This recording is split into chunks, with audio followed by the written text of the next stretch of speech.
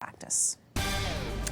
Call Kurtis goes undercover, investigating a dental practice of upselling and performing work you may not need, all to make a buck. And it is happening more and more in this economy. We call on Kurtis Ming with his investigation, drilling for dollars. Drilling in your mouth, performing root canals you don't need. The state is going after a Sacramento dentist who may have overtreated more than 100 patients. Has this happened to you? Well, we have learned you may have no idea. Open really wide. You give them your trust. I believe the man. But could some dentists be taking advantage? I don't understand how anybody could do that. Performing work you don't even need. These teeth were perfectly okay. Perfectly okay. All to make a buck. It has to be intentional.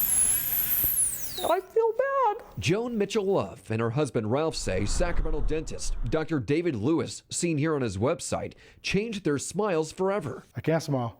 Each now missing teeth. Oh, I know that he took us. They always suspected they didn't need all the expensive work Dr. Lewis performed. They were all things to get you back into his office. And then this, in a rare aggressive move in February, the state rushed in, shutting down Dr. Lewis's practice, accusing him of harming patients. This is one of the most egregious cases I've ever seen. The dental board's chief enforcement officer, Kim Treffery, says her investigators uncovered Dr. Lewis billed for work he never performed, sometimes for teeth patients didn't even have. And according to this state memo, Lewis performed unnecessary and excessive treatment on patients' healthy and natural teeth. He was performing root canals on people that did not need root canals. The dental board's Richard DeCure says the red flags went up when Dr. Lewis's bill to one insurance company jumped from an average of $154,000 a year to $870,000 a year after 2009. That one insurer paying Lewis more than $2.7 million in dental claims since 2006. Investigators claim he found a cash cow in UPS workers, who they say he offered cash rewards to refer colleagues. It's our understanding that their insurance program for dental had no copay, 100% coverage, no cap. He could make a lot of money off of those people. Yes, he could. And he did. That's what it appears. How many patients are we talking about? We've identified at least 120. Some within the industry say it's not just Dr. Lewis. I don't think it's good for my profession.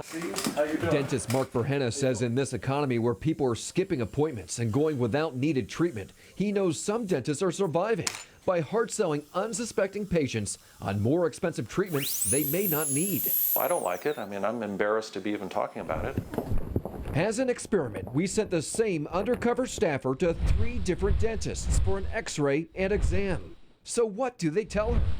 All 3 dentists agreed she may need a root canal on this tooth and had a cavity on this one. But from there, it varied. Dentist 1 claiming she had these 2 cavities.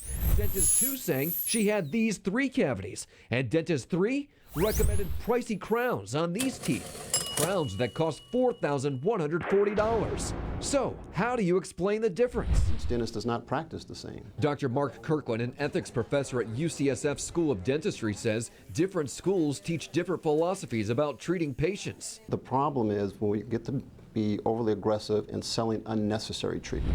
I always tell patients gut feeling. Gut feeling is important. Both say dentists should give patients all of their options, not just push them toward elaborate, pricey procedures. What is the dental board doing about this sort of practice? In terms of overbilling, in terms of overtreatment, it's on the board's radar. Do I think it's widespread?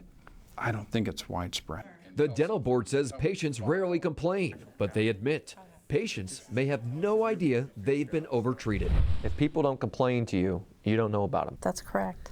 In the complaint against Dr. Lewis, the state writes, it's the worst kind of evil a dentist can engage in. I don't think he should ever be treating patients again. Joan and Ralph agree. I'm very scared. Because they say Dr. Lewis stole their ability to trust any dentist. If I can share my story and prevent somebody else from suffering, then I'm happy to do so.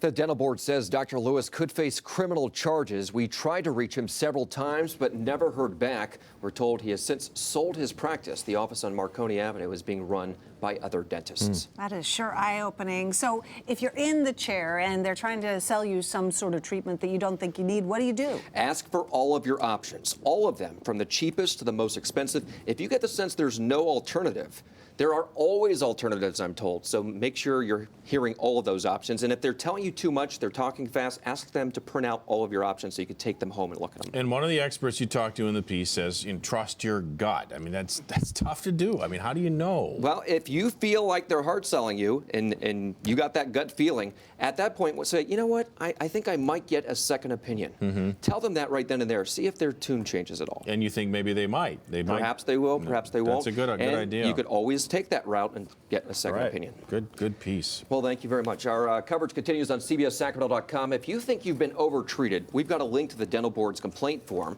What should you expect from your dentist? The California Dental Association weighs in, and we've also posted the state's complaints against Dr. Lewis. And if you have been overtreated or think you have, let us know about it. That's all at CBSSacramento.com.